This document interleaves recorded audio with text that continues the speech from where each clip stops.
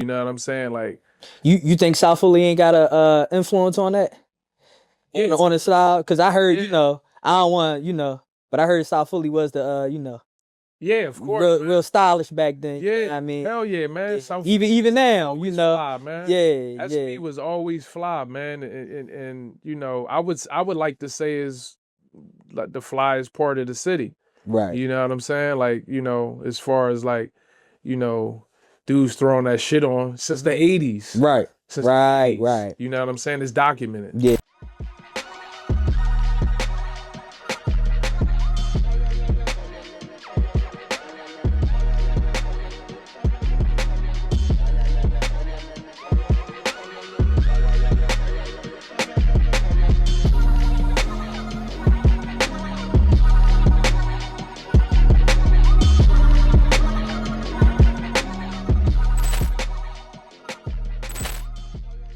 Would say this is where most of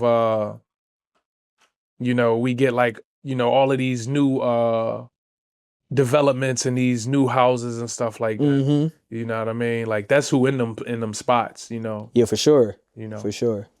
So let's go back a little bit. So Yeah. far as the music, Yeah. you say you always been musically inclined. So what music influenced you? What music did you listen to? Like in particular, like who was your back then? Who was your favorite artist? Man, back then I'm gonna have to say man, I it was so much music, bro, and it's just like, yo, I KRS-One, like when I started listening to music, like one of the first records that I ever heard was I forget the name of the song, but it was Black Cop, Black Cop, Black Cop, Black Cop. You know what I'm Yeah, saying? that That was was at like, work. Yeah, yeah, that it was this dude, he was real nice, man, and you know, a lot of people might not know his name, but if you know, you know, Apache. Apache. I heard of Apache was Apache. nice. I heard of Apache was Apache. nice. That was like I wanted to rap like him. Like when I first I was like, Mm, yo, this nigga nice. mm, Apache. Of course, like, you know, the you know, early you know, early Philly, like, you know, Cool C, Steady B and all of them, like, you know what mm-hmm. I'm saying, and being inspired by these dudes. But I was well rounded, man, with the music, like early 2000s, of course, like, you know, DMX, Mm-hmm. the whole, you know, Rockefeller era, Mm, you know what I mean? mm-hmm. But, you know, Biggie, Tupac in the 90s, like, Right. you know what I mean? Like, we had all of those albums at the crib. So I had access to all of those albums, like, Mm. you know, and, you know, my step pop, he was getting the albums, like, you know, any album that came out, he grabbing, and like, you know, I had access to it. So I'm listening to, you know, um, Ready to Die, you know, Life at the Death, Yeah, Double yeah. Disc, Mm. you know what I'm saying? All Eyes on Me. You know what I'm saying? Like, so Right that there in time. You in can. time, exactly. Mm-hmm. Exactly. Yep. So you transitioned from third in American, Yeah. and you went to no. So let's take it back. Fifth Street, Yeah. third in American, Mm-hmm. then to 20th Street. Yeah. At that particular time, you start going to Veer, Yeah. right? Yep. So what was the atmosphere like during that time? What year was that around? You start going to Veer. I'll Was that say that had to been like nine late nine? 90s. Yeah, Yeah, late 90s. 9, 8, 9. Because I didn't go to school. I didn't go to high school until 2002. Mm-hmm. I graduated high school 2006. Mm-hmm. So that was like, yeah, that was like 99, you know, like late 90s for Okay. sure. Yeah. So what was the music like back then? Like who was on your radar? Who's you listening to in that particular time? Man, probably at that particular time, I was like Biggie, you know, Bad Boy, you know, Mace, you know, that whole like golden era of hip hop, Mm-hmm. for real. Whatever was coming out at that time, I was on it because I had access to the CDs and Yeah. you know, like I mentioned Apache, like, you know what I'm saying? And it was like artists like that, aside from like major artists that we know, you know, still to this day, like a Biggie or Tupac. It Tupac. was guys like that I was like listening to, you know, on a regular basis. So it wasn't just like the mainstream artists, It was dudes like Apache. It was dudes, you know, that I was influenced by. Like, damn, like they could really rap. So towards the end of your middle school era, Yeah. what Philly artists that you was listening to are start to influence your musical your musical presence when you really start tapping into the Philly artists, the local Philly artists, Yeah. like during the later years of your middle school era. Man. Philly artists? Philly artists. I'm gonna say, man, I'm trying to think. Cause I wanna say Beans, but I ain't really get on the Beans until like high school for real, for real. Okay. I wanna say Mac. But Mac just like he really came out like around that time. So You never listened to Off the Hook? Off the Hook, yeah. You Matter know of what I fact, it was mean? Off the Hook. Cause I know they Yeah, father Confidential. Confidential. Yeah. Yeah, A lot of you niggas know what I don't know mean? about Start that. rolling. Yeah, I don't Yeah. know about Yeah, Confidential. yeah. Yeah. So I started listening to the Roots a little bit around that time when I yeah, was the in middle Roots, school. yeah, Cause I cause used like to see yeah. So Black Reek, Thought, Tyreek, yep. yeah, I Reek used to Trotter, see man. him, Yeah, yep. Black Thought, man, one of the best, man. He in my top 10 all time. All time for sure. But he used to live right there on like 23rd and 24th and Watkins. Okay. Yeah, so yeah, man, the Roots. And actually, my school teacher, Mr. Henley, shout out to Henley, man.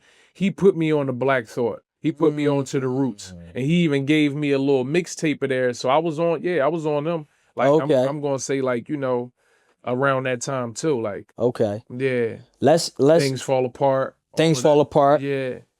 Let's tap on Mr. Henley. Yeah.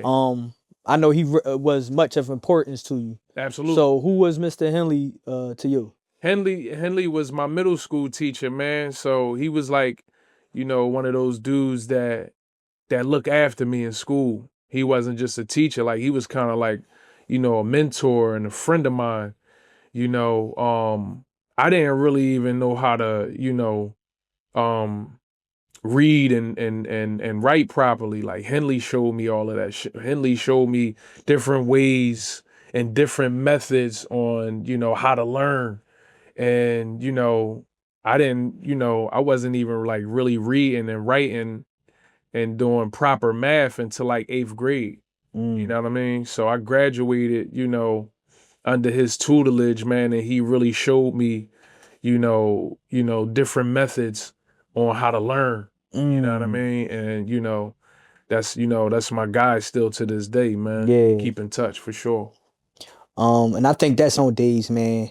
Like that mentorship. Yeah. I think you don't have that, especially with the young guys now, how they crashing out, man. Yeah. You know, we need more guys like, you know, Mr. Henley. But I know Mr. Henley probably come from that old school era. Yeah. Where the older guys looked after the younger guys, you know what I'm saying? And he passing that on, you know what I mean? Yeah, because it was a bunch of guys that was, you know, that he took a liking to, man. But like he kind of like had me on his hip, like, yo, like I'm gonna help this dude out, man. This dude's special. So he saw something in me early, you know what I mean? And it was and gave me that extra push that I needed to be successful, you know, and the next chapter of my life, which was high school.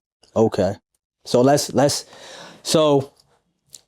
move on to high school. Yeah, you know what I mean. What high school you went to? I went to PET, Philadelphia Electrical and Technology. Yeah. When you started going to PET? I went to PET like 2000. It was like 2002. Yeah, they established themselves in 2001. So we was the first graduating class coming out in 2006. But for real, the first 2 years we wasn't even really in school. Like, you know what I'm saying? Especially that first year, it was like half days. You know, we used to have to go to school. What's that like off of Snyder? What's that joint? I forget the name. What was that? Yeah, it was like I forgot what they call it. Like a little building. Yeah, right there on what's that? 2nd and Jackson, I want to say. Yeah, like think 3rd and 4th of Jackson. Yeah, I think so. Yeah, and we was there like half a days. We did, you know. bell ring at 8 and we out of there at 12, 1 o'clock. Mm-hmm. You know, that was like for like the whole year. Even when we transitioned and went to the school, when they moved to between Broad and 15th and Chestnut, it was kind of like, you know, it was like half days, like, you know what I mean? So, Okay. yeah. So what was your high school experience? What was high school like for you? Man, high school was like, high school was fun, man. Cause it was like a lot of dudes that I went to middle school with had transitioned to that school. It was kind of like, that was like the feeder school for Veer. Mm-hmm. So a lot of guys that I went to middle school with, you know, transitioned to that school as well. Mm-hmm. You feel me? And it's so funny because it was a lot of, you know, white kids went to that school too. But I already knew them because I was living on that side too. On Third, right? Yeah. Living on Third and Porter. So I knew a lot of them, you know, hence how, you know, Nelson and Susan Perez, you know what I'm saying? Like, you know, everybody was it was like a little, it was a super diverse school, mixed up, like, but I knew kids from in my community from like 20th, you know, the whole, you know, the whole 20s, you might say, 20, you might as well say, yeah. And then on the other side of Broad, I knew them too. Right. You dig what I'm saying? A lot of dudes that I came up with that I was friends with, so it was fun. Yeah. High school was fun, man. Definitely was.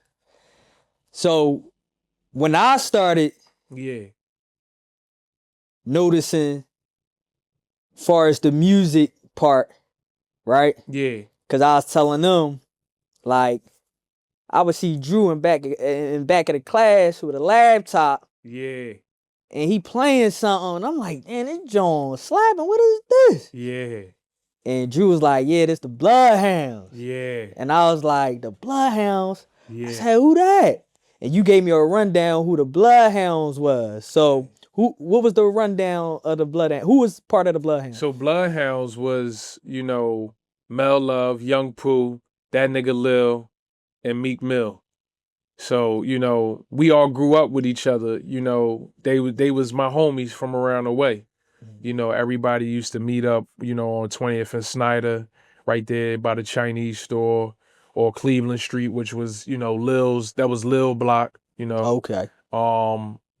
And it was basically, you know, they formed a group. You know, they formed a group. At the time, I was doing music too, and everybody would see us together, and they was like, oh, you Bloodhounds? But I was never with Bloodhounds. It was always just them four. Okay. You know what I mean? And then, of course, you know, Meek came out of that group. Right. Yeah. But when I see the Bloodhounds, me being from the other side, you know what I'm saying, 23rd, when I see the Bloodhounds, I just didn't see them four. Yeah. I seen a group of y'all as a collective. Yeah. You see what I'm saying? Yep. Cause you couldn't tell us that all y'all wasn't Bloodhounds. Right. You see what I'm saying? No, we was though. We didn't look at it like a group.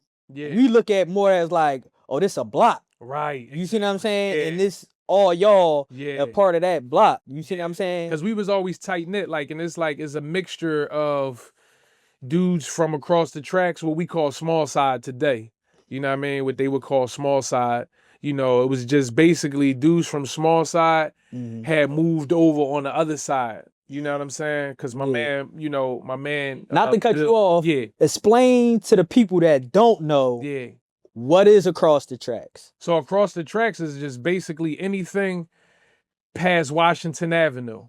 We call that across the tracks. So across the tracks is Washington Avenue, you know, headed into the downtown area, like Center City. Like Carpenter, Christian. Right, Christian, Catherine. Yeah. And actually my step pop, who really turned me on to music, is from 16th and Catherine. You know what I'm saying? So that's how we all grew up with each other. Because I used to be across the tracks all the time with my step pop. You know what I'm saying? My step pop Wayne, you know what I mean? He from 16th and Catherine. So I knew, you know, P-Mon, you know, Earn, you know what I'm saying? Like you know, everybody that was on that side who eventually came on the other side, you know what I mean? Which was, 20th and Snyder, and my man Bill, he moved to Mercy Street. Him and TP. You know what I'm saying? They moved to they was like first around the way, and then everybody started to gravitate to that block because like they moved around it. So it was like a bunch of, old Melly, like, you know what I'm saying? Like all of those dudes from the small side, they started coming on that side, and it was just like, oh damn, like y'all over here now. So we all just kind of like got together, and it was just like family. natural. Yeah, exactly. Yeah. So that famous line by the Green Gate. Yeah. What is the Green Gate? That's Marion Anderson. So like, anybody who know across the track, small side, know that the Green Gate is Marion Anderson. The legendary Marion Anderson, and that's where, I can't really say that I was around during that time, like, you know what I mean? I mean, I spent some time there. I used to box in there. You know what I'm saying? Yeah, a lot of people used to box there. Yeah, I used to, go swimming there. You know what I mean? I used to use the swimming pool, but I never, that was like, pretty much like dudes from the small side. That was their thing. That was their hangout. Right. You know what I mean? Now, once the Bloodhounds formed, right? What made you get the idea? It's a two-part question. Yeah. First one is what made you get the idea to film this? Yeah. You see what I'm saying? Yeah. Then the second question is, why did you film it? Yeah. So, all right, so, I answer the latter first is like, why did I film it? I was just filming random stuff, man. Like since 9/9, I had a camera in my hand. You know what I mean? And I got it from my step-pop. Like my step-pop had a little 8mm Sony video camera. And him and my mom will always be like, yo, you can mess around with it, but just, keep it in the house. So it went from me just like being in the house with it to me just going outside.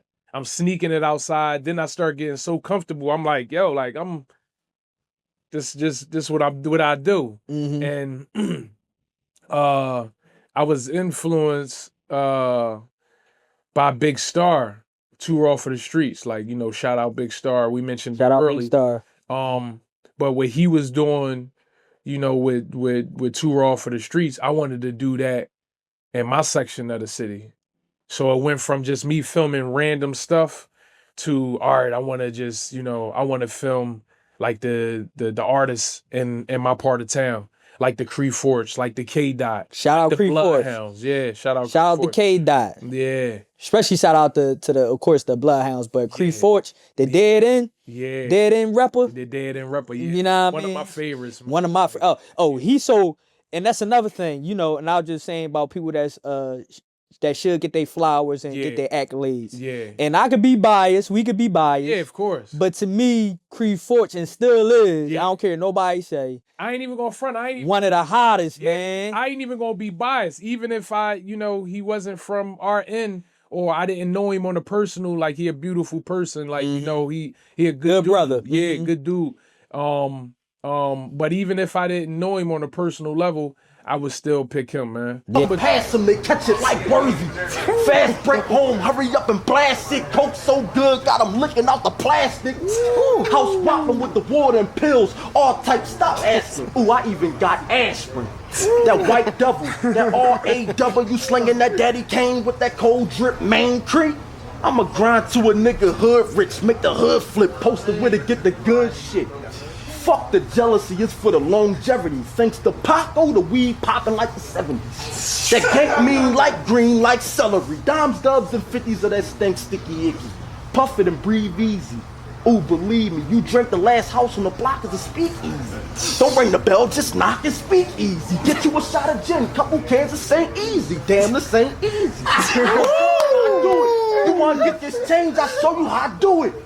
I'm getting it. Everywhere it is to get it stuck on the strip, the cops can't move me off my pivot. You know what I'm saying? But like, good dude, man, and And like you said, man, he deserves his flowers, He man. definitely just should For deserve sure, man. One of the best out of the city. One of the best, period, to me. Like, you know what I'm saying?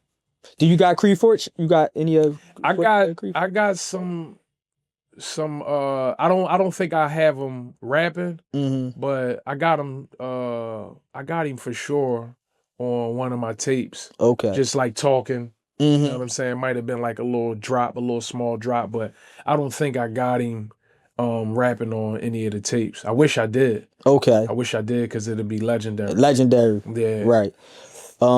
K Dot. K Dot. I know you got K Dot on. I got K Dot, multiple times. Like K Dot was like one of those guys that I would follow around, and I got him, multiple times in front of the camera. It's documented. If you go to my channel, Major Williams 215, you can see him. Not just his solo joints, but I got ciphers with him. You know what I mean? I got him. Even battle, I even got like the Overseers, which was his group, battling Meek and the Bloodhounds.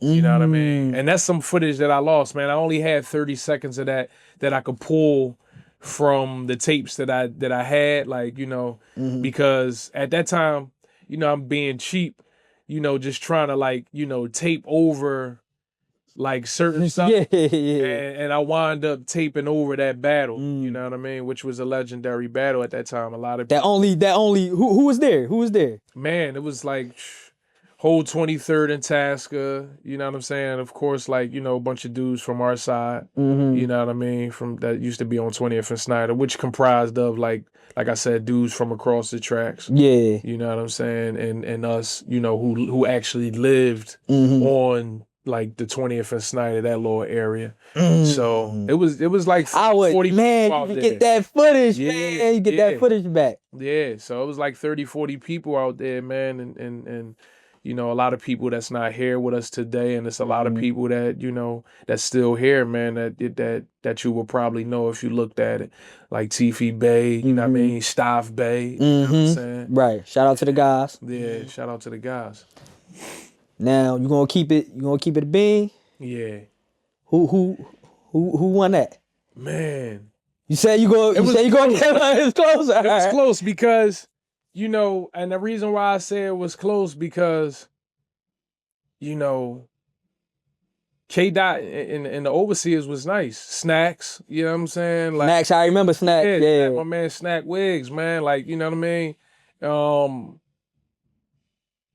They was bringing it, man, and they was fired too. They wasn't like they wasn't no pushovers. You know what I'm saying? Because a lot of people like that I got in front of the camera battling Meek at that time, he was running through dudes. Like he was just, he was like dude, like, 'cause, if you was hot in the city, you had to go through Meek, and Meek was just like, he was demolishing shit, like you know what I mean, like, and that night, they kind of gave the Hounds a run for their money. Okay. You know what I'm saying? Yeah. You know what I mean? It was neck and neck. So I ain't gonna be biased because they all my family, like, you know what I'm saying?